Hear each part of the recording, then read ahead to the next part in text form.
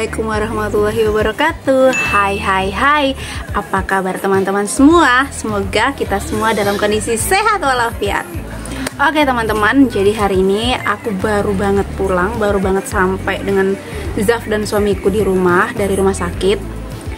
Dan sesuai janji aku akan sharing ke teman-teman tentang kenapa si Zaf tiba-tiba harus aku bawa lari ke rumah sakit. Oke, jadi langsung saja.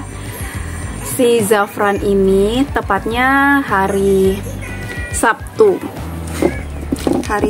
lalu itu, tanggal berapa ya itu?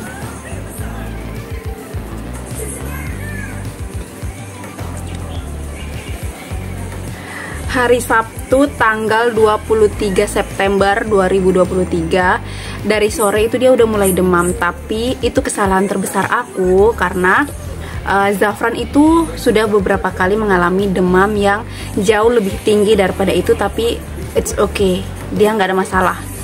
Dia nggak pernah cengeng, dia nggak pernah rewel sama sekali. Kalau dia demam pun dia hanya diam, minta dipeluk. Jadi sore itu tanggal 23 September dia masih main seperti biasa, normal sampai malam hari. Malam hari dia masih main, masih nonton di depan TV sampai akhirnya setengah 9, jam 9 dia tidur. Jam 11 malam singkatnya dia bangunin aku karena dia tubuhnya terlalu demam, terlalu tinggi ya panasnya. Dia memang kayak gitu, kalau tubuhnya terlalu tinggi panasnya dia selalu nyentuh aku untuk apakah aku peluk dia atau aku kompres dia gitu.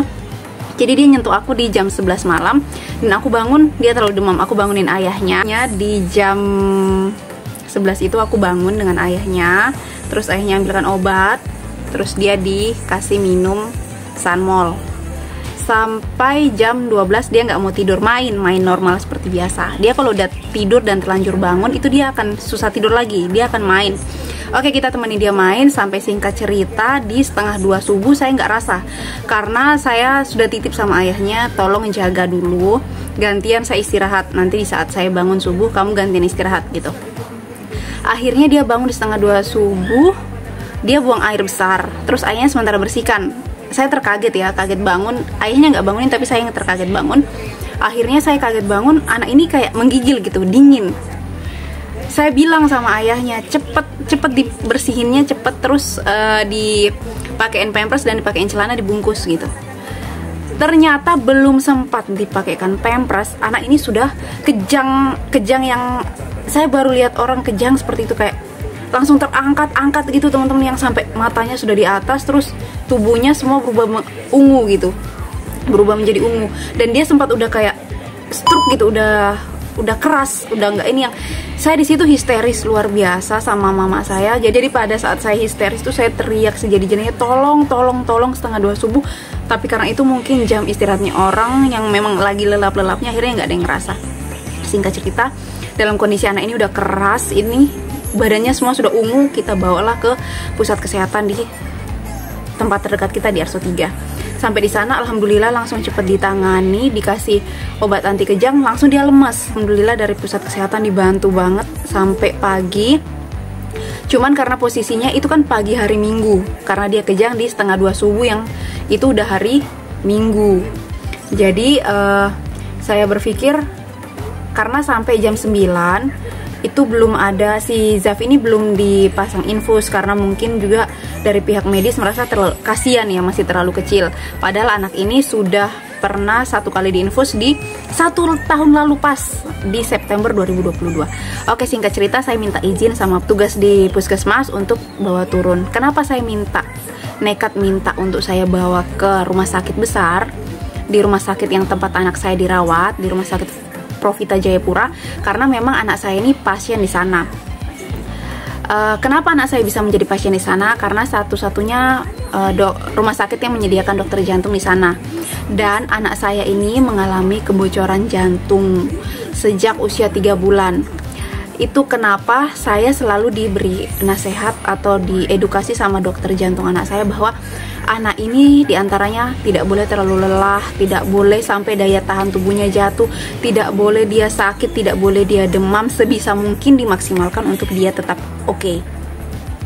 Nah, terakhir kali saya kontrol si Zaf ini ke dokter jantung, saya sempat mendapatkan edukasi bahwa Zaf jangan sampai berubah warna tubuhnya. Sedangkan saat dia kejang, itu tubuhnya semua berubah menjadi ungu, teman-teman, ungu kebiruan.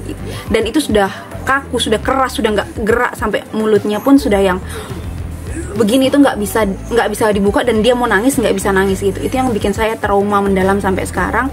Akhirnya setelah saya minta izin di puskesmas, saya bawa turun anak saya, posisinya itu hari Minggu tanggal 24 September 2023. Saya bawa turun dengan ayahnya sampai di rumah sakit. Memang saya sudah calling ya, udah telepon rumah sakit bahwa saya mau bawa anak saya ke RS Provita. Mereka oke, silahkan Bu, datang, kami tunggu. Saya sampai, langsung saya masukkan di IGD karena posisinya hari Minggu juga. Alhamdulillah dokter situ luar biasa sigapnya, langsung ditangani, langsung ditindak anak saya, mulai dari pemeriksaan suhu badannya dan lain sebagainya. Akhirnya langsung ditangani, dipasangi infus, dan singkat cerita di situ dia demamnya udah mulai menurun pelan-pelan. Kita dicarikan ruangan, dan setelah kita dapat ruangan, kita masuk di ruangan. Cuman di sini yang menjadi pertanyaan banyak orang, poinnya adalah kenapa dia diinfus dilepas. Gini teman-teman, jadi kondisi si Zafran ini saat di rumah sakit itu benar-benar, ini anak kan usianya 1,5 tahun, dimana anak usia 1,5 tahun itu aktifnya luar biasa sekali. Dia nggak bisa tenang, jadi itu ketika dia bergerak atau bahkan selangnya tuh ditarik-tarik, itu infusnya pasti lepas gitu. Akhirnya coba dipasang kembali. Nah, pas hari ketiga itu dia udah sehat, udah main seperti biasa. Jadi infusnya perawatnya bilang ya udah infusnya dipas aja dulu sambil kita tunggu dokter. Tetapi tiba-tiba teman-teman menjelang maghrib, menjelang sore itu infusnya terpasang lagi, harus dipasang lagi karena dia drop. Suhu badannya Zafran selama sakit itu, sakit yang ini ya, yang sampai saya bawa ke RS Provita itu hanya 39,5, 38, 39, 39,5 gitu. Tapi dia sampai drop yang sedrop-dropnya teman-teman. Berbeda dengan sebelumnya, itu kelalaian saya, karena dia bisa sampai kejang itu karena saya menganggap bahwa sebelumnya dia suhu badannya sampai 40, 41, tapi dia it's okay, dia aman gitu. Ketika dia demam, dia hanya minta dipeluk atau dia minta dikompres. Dia nggak pernah sama sekali kejang. Itu kelalaian saya sebagai orang tua. Dan seandainya kemarin terjadi sesuatu, saya akan sangat menyalahkan diri saya sebagai seorang ibu yang tidak bisa mendampingi anak saya dalam kondisi yang sangat panas. Oke, singkat ceritanya, dia panasnya naik turun. Akhirnya kita kemarin melakukan beberapa kali proses laboratorium, pengambilan sampel darah untuk diperiksa tahap pertama, tahap kedua, tahap ketiga. Tujuannya karena memang ada beberapa indikasi yang diprediksi oleh dokter terjangkit di anak ini. Saya sempat beberapa kali minta untuk dokter mempertemukan saya dengan dokter jantungnya anak saya. Tapi memang dokter jantung anak saya sedang sekolah, dan aku terima kasih banget sama dokter Sandra Bulan. Beliau mengidentifikasi, mendiagnosa tidak ada masalah dengan jantung anak saya saat itu. Cuman memang kondisinya sedang tidak baik karena sudah terjadi perubahan warna tubuh, warna kulitnya dia diakibatkan oleh demam tersebut. Dari demam tersebut kita lakukan beberapa kali proses pengambilan sampel darah. Akhirnya pengambilan sampel darah kedua didiagnosa dia terjangkit virus pada saluran pencernaannya. Kenapa pada saluran pencernaan? Karena Zafran ini ketika demamnya naik, dia akan buang air, kualitas buang airnya itu meningkat drastis. Namun ketika demamnya tidak naik, dia juga tidak buang air, artinya terjadi masalah di saluran pencernaannya, dan saluran pencernaannya itu diidentifikasi serang oleh virus gitu. Akhirnya dokter meminta untuk bersabar sambil dirawat, sambil diberi obat selama masa perawatan, sambil kita pemeriksaan darah selanjutnya untuk mengetahui mengidentifikasi jenis penyakit lainnya. Tapi alhamdulillah tidak ada. Sampai pada akhirnya hanya diputuskan dia didiagnosa mengalami infeksi saluran pencernaan yang diakibatkan oleh virus.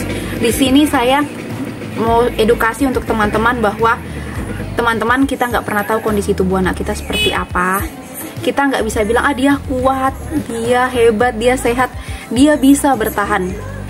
dia ini ada yang hebat. Nggak bisa teman-teman, kita nggak tahu dia demamnya disebabkan oleh apa, terus dia bisa down itu kapan saja, kita tidak pernah tahu. Jadi jangan pernah sepelekan hal itu. Awalnya saya berpikir seperti ini, kan banyak orang yang bilang anak itu jangan dikurung-kurung, dibiarin bebas main kayak gitu, supaya dia terbiasa dengan alam, lingkungan, dia nggak kaget. Dan juga yang terpenting, sistem kekebalan tubuhnya tuh terbentuk. Sorry, setelah anak saya dirawat hari ini, seminggu ini, saya jadi tahu bahwa tidak semua anak bisa diperlakukan sama. Sekali lagi, tidak semua anak diperlakukan sama. Yang tahu seorang anak hanya ibunya. Saya selama ini tuh sudah insting, setiap anak saya keluar bermain itu pulangnya pasti yang lesu, lemas. Tapi sekali lagi, lingkungan sekitar selalu mendukung saya dengan nggak apa-apa, anak memang seperti itu, peningkatan kekebalan tubuh. Padahal ternyata tidak semua anak kuat. Sekali lagi saya mau bilang teman-teman, si Zafran ini punya proteksi kesehatan yang tinggi. Karena apa? Dia mempunyai kebocoran jantung, sehingga dia harus sistem imunnya terjaga, sebisa mungkin dia tidak sakit, makannya terkontrol. Sehingga kemarin saya kaget kenapa dia bisa drop, demam, terus yang diserang adalah saluran pencernaannya. Yang minat itu dari makanan, padahal makanannya sudah saya kontrol ketat, terus sudah saya proteksi semua makanannya, saya olah sendiri, bahkan dia ketat di bawah pengawasan saya. Ternyata banyak hal sepele yang saya tidak sadari. Di antaranya adalah lingkungan teman-teman, lingkungannya yang dia bisa bermain bebas. Saya tidak tahu virus apa yang sedang berkembang di luar, sedangkan anak saya ini tidak boleh terinfeksi virus. Oke, kita lanjut ceritanya. Sampai akhirnya kita melakukan pemeriksaan sampel darah di tahap pemeriksaan DBD, demam berdarah, tapi alhamdulillah tidak ada. Di situ dokter, setelah pemeriksaan DBD itu selesai, dokter memberikan saya edukasi bahwa ibu sehat, tidak hanya anak ini ada di tangan ibu. Anak ini menjadi seperti apapun ada di ibu. Sehingga lingkungan boleh mensupport kita dengan A, B, C, D, F, G, tapi ibu harus tahu bahwa anak ini, setiap anak, maksudnya setiap anak mempunyai cara. Kita nge-treatnya tuh beda-beda. Ada anak yang seperti Zafran ini, anak dengan sistem kekebalan tubuh yang harus kita proteksi lebih tinggi. Jadi dia nggak boleh main sembarang, dia tidak boleh capek banget, tidak boleh lelah, nggak boleh sangat lelah. Asupan makannya harus terjaga, istirahatnya harus cukup, mainnya tidak boleh berlebihan. Cuman terkadang lingkungan kan merasa kamu terlalu berlebihan memperlakukan dia. Sekali lagi, setelah kejadian 1 minggu ini, saya benar-benar diedukasi dengan sangat luar biasa oleh dokter Sandra Bulan, dokter anak yang menurut saya the best, menangani Zafran dengan luar biasa. Saya mulai menerapkan pada diri saya harus tegas dengan setegas-tegasnya. Anak saya kontrolnya ada di saya. Tidak boleh ada orang lain yang mengintervensi bagaimana cara saya mengontrol dan mendidik serta merawat anak saya. Sebab apa? Setiap anak punya indikasi tubuh yang berbeda, setiap anak punya kelebihan dan kekurangannya masing-masing. Kita sebagai ibu harus tahu persis anak kita seperti apa dan bagaimana cara menjaganya. Kesimpulannya teman-teman, setiap anak kita memiliki fisik yang sama. Bisa jadi dia kuat, tampak kuat di kita karena indikasi penyakit yang menyerang dia bukan indikasi yang berbahaya. Tapi jangan kita menyepelekan bahwa anak saya kuat.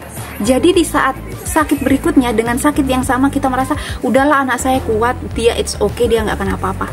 Karena demam itu dipicu oleh banyak faktor, ya. Dan pemicu demam itu dari dalam teman-teman, dari organ dalam. Kita nggak tahu apa yang terjadi di dalam organ tubuhnya dia. Kita tidak bisa menyepelekan, nggak apa-apa dia demam kok, kita bisa kasih penurun panas, itu udah sembuh. Atau kita kasih obat-obat biasa aja yang sekiranya menurunkan demam, kita kompres, udah sembuh. Tidak bisa kita menyepelekan hal seperti itu. Dan ini bukan kali pertama Zafran dirawat di RS. Tepat 1 tahun lalu di September 2022 juga Zafran dirawat juga di Rumah Sakit Dian Harapan. Dan indikasi juga yang sama, yaitu infeksi virus.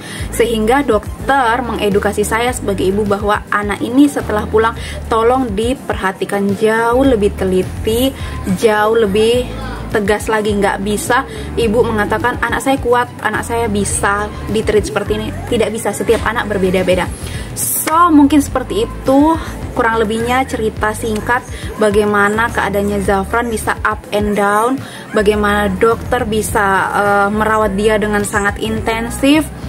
Luar biasa, alhamdulillah hari ini kita sudah pulang. Hari ini hari Minggu tanggal 1 Oktober 2023 kita sudah di rumah. Alhamdulillah, semoga ini yang terakhir. Zafran tidak lagi sakit sampai yang sedrop itu. Saya akan berusaha menjaga semaksimal mungkin apa yang diedukasikan dokter, itu yang saya terapkan. Dan saya harus mulai berani tegas kepada lingkungan bahwa anak saya harus sesuai dengan aturan saya. Sebelum saya akhiri video ini, saya mau ucapkan terima kasih sebesar-besarnya. Yang utama untuk Puskesmas Arso 3 yang luar biasa sangat membantu saya di pertolongan pertama. Yang selanjutnya saya terima kasih banyak untuk semua staf jajaran dokter, perawat, dan tenaga kesehatan di RS Profita Jayapura yang luar biasa banget, sangat menolong saya, sangat membantu saya dari kondisi Zafran yang down, sangat down sampai bisa up, down lagi, terus up lagi sampai proses stabil pemulihannya. Saya terima kasih sekali dengan semua fasilitas dan pelayanan yang diberikan kepada saya. Lagi berada di rumah sakit tapi ngerasa kayak kita lagi staycation di hotel karena fasilitasnya luar biasa, setara dengan hotel bintang 5 dengan semua kenyamanan yang diberikan, pelayanan yang diberikan dari pelayanan kesehatan maupun servis kebersihan, servis makan dan lain sebagainya, itu kita di-treat dengan sangat luar biasa. Sekali lagi saya terima kasih banyak untuk RS Profita Jayapura dan seluruh jajarannya serta seluruh staf dan seluruh perawat-perawatnya semua. Saya mengucapkan terima kasih banyak telah merawat Zafran dengan sangat luar biasa. Setelah ini saya berjanji akan menjaga dia jauh lebih tegas lagi, khususnya kepada lingkungan dan kepada diri saya sendiri, bahwasanya anak ini tidak bisa saya anggap sepele, tidak bisa saya anggap bahwa dia kuat sekuat sebelum-sebelumnya. Oke, pelajarannya, kesimpulannya bahwa yuk semua ibu-ibu, jangan pernah nganggap remeh sakit yang dialami anak, karena kita tidak tahu misalkan demam atau ya contohnya demam, apa yang dia alami dipicu oleh apa, sebaiknya segera dibawa ke pusat kesehatan.